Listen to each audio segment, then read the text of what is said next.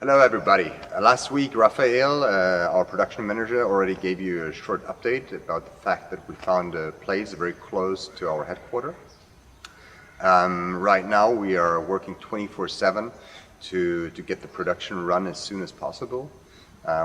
We just received some machines, some of them you can see over here, and we want to thank the company Wunderlich, which is one of the biggest after-sales component manufacturer and supplier for two-wheelers in the world, who support us heavily with machines and tools to get our project, the new production, run as fast and smooth as possible.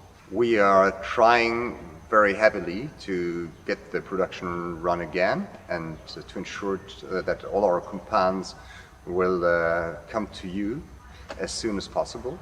I want to say thank you again to all the supporters, and we keep you updated within the next days what's happening.